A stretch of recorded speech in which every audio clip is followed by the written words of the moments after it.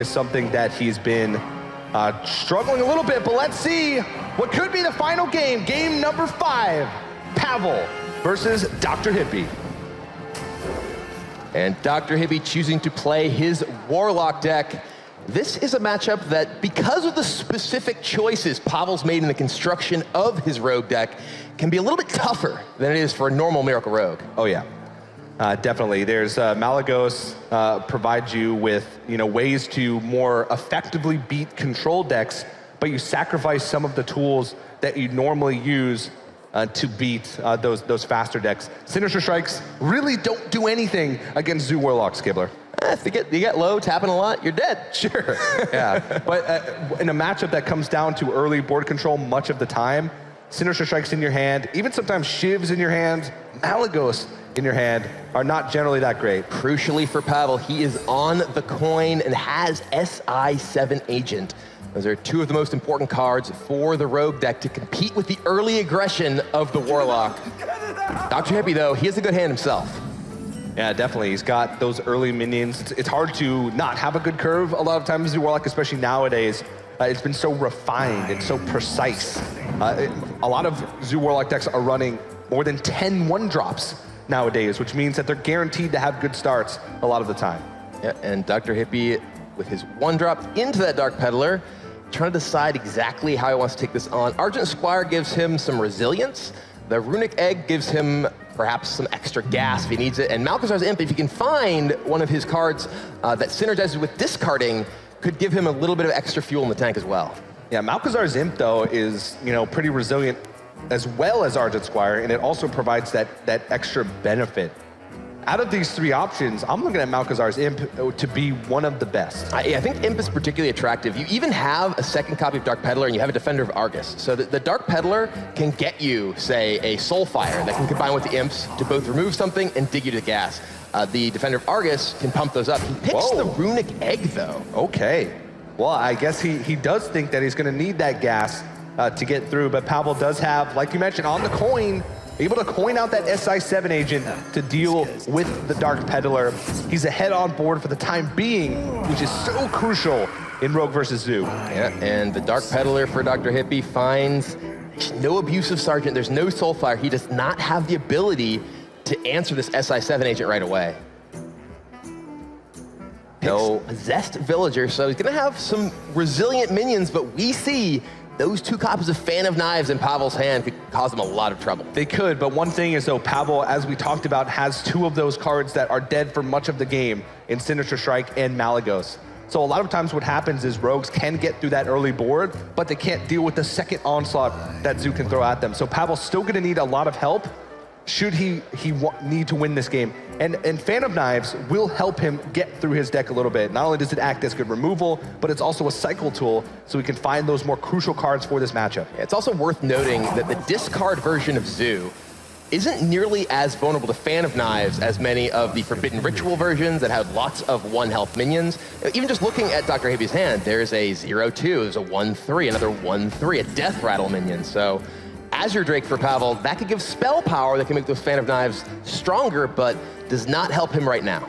Yeah, but it is a minion that he can play on the board. It's also a cycle for his deck. But again, does not help him at the time being. He has to decide how best to do this. I can imagine Fan of Knives is going to come down this turn. Pavel might feel like he needs to play more efficient and Dagger Up, because he still makes sort of similar trades with Fan of Knives and Dagger Up. Dagger Up just also means that he has the Dagger Up for the next turn of Fan of Knives. Yeah, and Pavel going to go ahead and make those trades. DrHippi with that Runic Egg. It does potentially allow him to get a trade here that draws him a card with Defender of Argus if he wants it. If he does pick up an Abusive Sergeant, obviously he can use that to trade and draw as well, but he is going to go ahead and play the Imp Gang boss he just drew alongside Possessed Villager, just going to make a board that's actually quite resilient to Fan of Knives. Yeah, positioning is important here, at least a little bit important here, because of the fact that you can tell he wants to taunt up the Runic Egg, he's just not sure the other way. Putting Possessed Villager on the side also means that your Death Rattles die more conveniently for things like Direwolf Alpha when you want to go outwards in. So definitely DrHippi paying attention to that. Not that it's going to be too crucial in this next turn. Yeah, but Pavel with that Tomb Pillager off the top, crucially filling out his curve here, allowing him to contest the board with that 5-4. And DrHippi now, Silver Golem was not what he was looking for. No, not at all. And he was hoping that Pavel wouldn't have Tomb Pillager, because that is a card that can wreak havoc. 4 health can sometimes be a little bit awkward for ZooWarlock to deal with unless they have Soulfire, and also it means that they get a coin.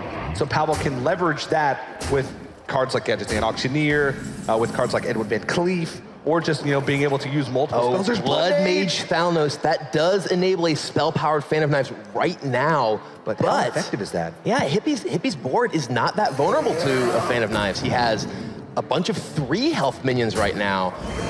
And Pavel only able to remove a little bit of damage, so I was gonna say Doomguard with the best draw for Hippi, and it's Doomguard. He has exactly enough mana to play Malchezaar's Imp, Doomguard discarding the Golem, drawing a card.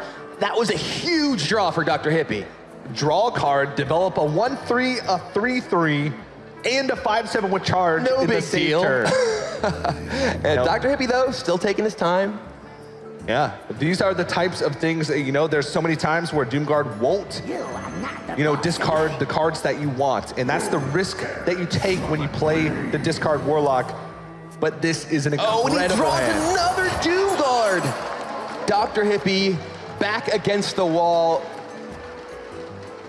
Here it is. Well, Pavel does have a lot of tools, though, in his hand to deal with a wide board. Yeah, he does. It's true, but the amount of health on Doomguard makes it terrifying to try and deal with as the rogue. He does have the ability to potentially Shadow Strike it, but if he does attack into the Azure Drake, now Shadow Strike's off the table. So that Doomguard is going to require some actual removal, and it's difficult to deal that much damage in Pavel's shoes. But he does have Blood Mage plus Fan, and with that Shiv picked up, he can actually Blood Mage Fan coin into Shiv, which could take out Doomguard, but would not deal with most of the rest of the board. Is it better to try and hold on for a Blood Mage double Fan for the following turn? Is there something that Pavel can do to put himself in a good position, but also allow him to have good removal tools for the next turn? If Pavel does not remove power from this board right now, he is dead. He's facing down that other Doomguard right now. He doesn't know it. We know it, though. And there will be the Fan of Knives. Ooh, the backstab right off of Fan of Knives. Never the timing you want to see it. What would have been huge there if Pavel were to pick up a preparation, to be able to preparation out the next Fan of Knives, he would have cleared the board in its entirety, because a full board means that Imp Gang Boss doesn't summon the extra Imp. Unfortunately, he doesn't hit it. How much damage is that? He's got 9 on the board. Doomguard represents 5 more. Gonna go ahead and cycle through that. If he finds Soulfire, not quite. Quite close, though. Yeah, He's got 2 Soulfires left in his deck. No Doomguards now, though. Has 2 Abusive Sergeants, so if something lives, he can use that. But this looks like DrHippi. He smells blood. He's going for it. He's going to trade with the Blood Mage Thalnos to try and get rid of the spell power. And crucially, Pavel has no healing in his deck. His Malagos deck doesn't play any copies of Earthring Farseer.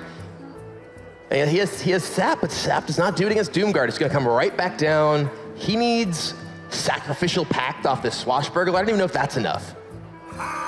We'll see what he can pick up. Karakazam, that is not going to do it. Not quite. Pavel does not have the tools to get rid of that Doomguard.